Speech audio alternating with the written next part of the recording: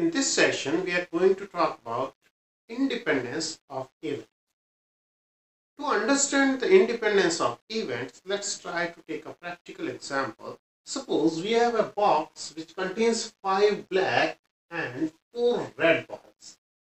Well, our task is to pick 2 balls, one after the other. We'll do it in 2 different ways. In the first way, we'll do it with replacement. That is, the ball drawn will be replaced in the bag and then the second ball will be drawn. And in the second way, what we will do is, we'll pick a ball and we will not put it back. We will not replace the ball in the box. And then we are interested to find the probability that both are red. Suppose R1 is the event that the first ball is red and R2 is the event that the second ball is red. Let's take the first case where we are talking with replacement. That means the ball which is drawn will be put back. So we are interested to know the probability that both the balls are red. First ball is red. It is replaced. And then the second ball drawn is also red. Well, now the first ball is red. The probability of R1. Well, when we draw the first ball, the total number of balls here is 9. Out of these 9, how many balls are red? Obviously 4. So the probability of R1 is 4 by 9. Now we talk about this. After picking it up, we replace the ball. That means we have not changed the sample space. We have replaced the ball. Now the second ball, probability that second ball is also red is, the total number of outcomes is 9 here again. Out of these 9, 4 balls are red because we have replaced the ball in the box. So here these two events are independent.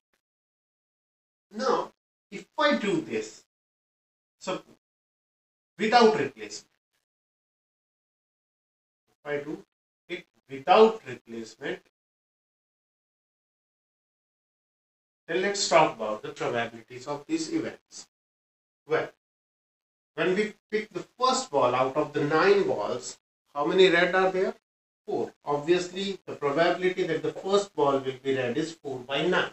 But now this time, the ball is not replaced. See, the ball is not replaced. The first ball is red. And this red ball is not replaced. That means this ball has taken out. Now, we are left with 9 minus 1, that is 8 balls, because this ball is not replaced. And out of these 8 balls, I am interested that second ball must be red. And how many balls are red now? 3. So you can see that the probability of second ball being red is changed now. That means it is depending on the probability of R1. What has taken, because we have not changed, because we have not replaced, that is what we call as, we have changed the sample space. And changing the sample space means total number of outcomes. We have changed the total number of outcomes and that will make an effect.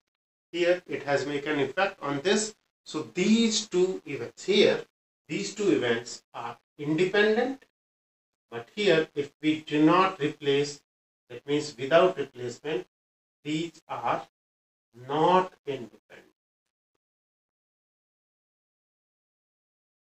So with replacement, these events are independent, but without replacement, these are not independent. So now we'll try to understand this in mathematical form with the help of conditional probability. Event A and B are said to be independent if probability of A intersection B is equal to probability of A into probability of B.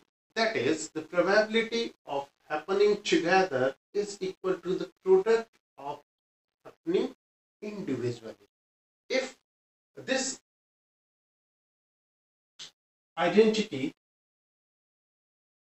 helps us in two ways. If we are given that the events are independent, then probability of A intersection B will be equal to probability of A into probability of B. And this identity can be used for a check. If we are to check whether the given events are independent or not, what we need to do is we have to prove that if product of these two probabilities is equal to the probability of A intersection B, then we will say that the events are independent. That means if and only if.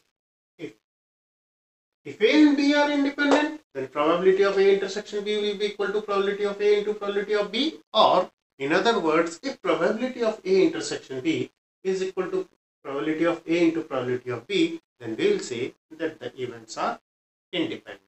Well, now we try to understand it with conditional probability. If A and B are independent, that means the probability of A, given that B has already happened, will be equal to the probability of A. That means the probability of happening B will not make any effect on probability of A. And also probability of B given A will be equal to probability of B. That means probability of the probability of B given A, that means the probability of B when A has already occurred will not affect the probability of B. If A has already occurred, it will not affect the occurrence of event B. Now if we try to use the conditional probability, the standard formula PA given B. PA given B is simply probability of A intersection B divided by probability of B. This is PA. Also here, if I write the condition, apply the formula for conditional probability, this will give me probability of happening together, that is probability of B intersection A, that can be written as A intersection B divided by probability of that event which has already occurred is equal to probability of B. Both of them are giving this result. These are equivalent. Probability of A intersection B is equal to probability of A multiplied by probability of B, and this one is giving the same result. Probability of A multiplied by probability of B.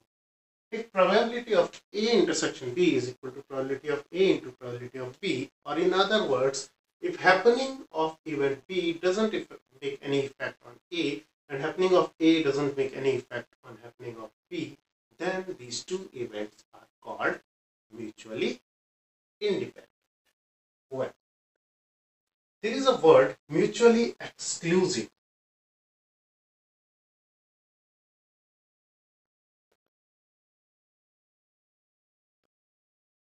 Mutually exclusive. Exclusive and independent are two different things. We should not have any confusion. See, this word exclusive. Two events are said to be exclusive if happening of one excludes the happening of the other. That means if one has happened, then other cannot happen. It means the A intersection B, there will be no element common to A and B mutually exclusive. Occurrence of one excludes the occurrence of the other. That means they cannot happen together. But for independence, if I talk about independent, then probability of A in here, the probability of A intersection B will be 0. If the events are mutually exclusive, so there will be no sample point in common, so the probability is 0 upon total number of outcomes, that will come out to be 0. But if the events are independent, then probability of A intersection B is equal to probability of A into probability of B. Let's take a question which makes a difference between these two questions. Well, this is question number 7. Given that A and B are such that, let me write it here. Given that A and B are such that probability of A is equal to 1 by 2. This is question 7 of exercise 13.2. Probability of A is equal to half. Probability of A union B is equal to 3 by 5. And probability of B is unknown, that is small p. Then find P. Find P. The question is find P if the first case is A and B are mutually exclusive. If they are mutually exclusive, and second part, if they are independent. If they are independent. Well, we are given probability of A, we are given probability of A union B, and we are given probability of B. And we know that if two events are independent, then probability of A intersection B is equal to probability of A into probability of B. And if two events are mutually exclusive, it means if one happens, other cannot happen, then the probability A intersection B should be 0. So here, in this case, mutually exclusive will give us probability of A intersection B is equal to 0, and mutually independent will give me probability of A intersection B is equal to probability of A multiplied by probability of B. This is the difference between mutually exclusive and independent. If the events are independent, then this is the formula. Probability of A intersection B will be equal to probability of A into probability of B. But if the events are mutually exclusive, that means the probability of happening together will be 0. Now, let's try to solve this question. We have by addition theorem of probability. By addition theorem of probability, we have probability of A union B is equal to probability of A plus probability of B minus probability of A intersection B. Probability of at least one of these is equal to probability of A plus probability of B minus probability of happening together. Here we are having first case when events are mutually exclusive. Okay. So probability of A intersection B is equal to 0. So from 1, what we get, probability of A union B is 3 by 5. Okay. Is equal to probability of A is half plus probability of B is unknown minus probability of A intersection B here is 0. That gives us P is equal to 3 by 5 minus 1 by 2 on solving. Take 10 LCM. So this is 3 to the 6 minus 5, that is 1 by 10. The value of P in this case comes out to, we have to find the value of P. Find P if it is mutually exclusive. Now the second case, if A and B are independent.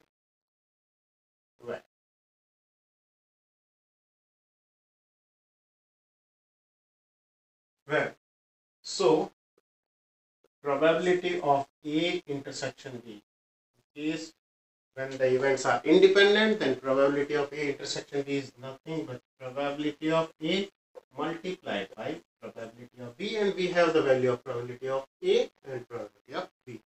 So from 1, what we get?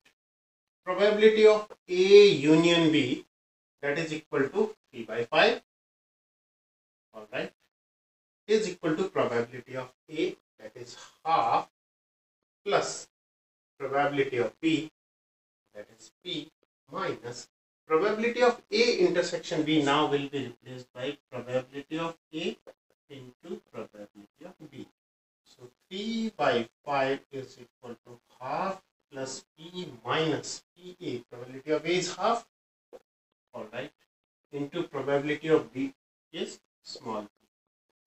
Now on solving, this is 3 by 5 is equal to half plus P minus P by 2. P minus P by 2. Simply, this is 3 by 5 is equal to half plus P by 2. You can see P minus P by 2 is P by 2. Now if I transpose this to left hand side, I will get P by 2 is equal to 3 by 5 minus 1 by 2. The same calculation, 3 by 5 minus 1 by 2, 10 is the LCM. So 3 to the 6 minus 5. So this will give 1 by 10. So P by 2 is equal to 1 by 10. This gives us P is equal to 20. So this is basically, there are two terms, mutually exclusive and independent. If we say that two events are independent, then A intersection, probability of A intersection B will be equal to probability of A multiplied by probability of B. But if we say that two events are mutually exclusive, then probability of A intersection B is 0. Now let's take some questions on this. Again repeat, this gives us two senses. First is, if we are given that the events are independent, then we'll write this is equal to this. And if we are to prove, we can take it as a check. If we are to prove that the two events are independent, then what we'll do, we'll find this probability, or this probability. After finding all these three, what we'll do, we'll multiply probability of A and probability of B. If it comes out to equal to this probability of A intersection B, then since probability of A into probability of B is equal to probability of A intersection B, so the events are independent. We have two questions here. In this, we are given that value of probability of A, probability of B, and we have to find the probability of A intersection B if A and B are independent. So if A and B are independent, so probability of A intersection B must be equal to probability of A into probability of B. That means we will write, since A and B are independent, so PA intersection B, we have to find the value of PA intersection B, that will be equal to PA into PB. In this case, what we are given is, we are given E and F are events, probability of E and probability F and probability of E intersection F, all the three things are given, and the question is, are these two events are independent? So we will use this as a check. If probability of A into probability of B, that is probability of E into probability of F, is equal to probability of E intersection F, then we will say yes, these are independent. And if the product of these two is not equal to this, then we will say these are not independent. Let's start this here. Since A and B are independent, we are given that A and B are independent, so probability of A intersection B must be equal to probability of A into probability of B. We have to find the probability of A intersection B, and probability of A is nothing but 3 by 5 into probability B is 1 by 5, and this will give us 3 by 25. That is the answer. We have to find the value of A intersection B if A and B are independent. Now here we have probability of E is equal to 3 by 5. Probability of F is equal to 3 by 10, and probability of E intersection F is equal to 1 by 5. Here we will check the probability of E into probability of F. Probability of E is 3 by 5 into 3 by 10. That is 9 by 50. Is it equal to E intersection F? This actually it is not equal to probability of E intersection F. So since probability of E into probability of F is not equal to probability of E intersection F, so E and F are not independent. So here we have two things. If E and F are independent, then probability of E intersection F must be equal to probability of E multiplied by probability of F. And if we are given probability of E, probability of F, and probability of E intersection F, then to find whether E and F are independent, what we'll do is we'll simply multiply the probability of E individual probabilities if the product of individual probabilities is equal to the probability of happening both the events together, then we'll say it is independent. But if the product is not equal to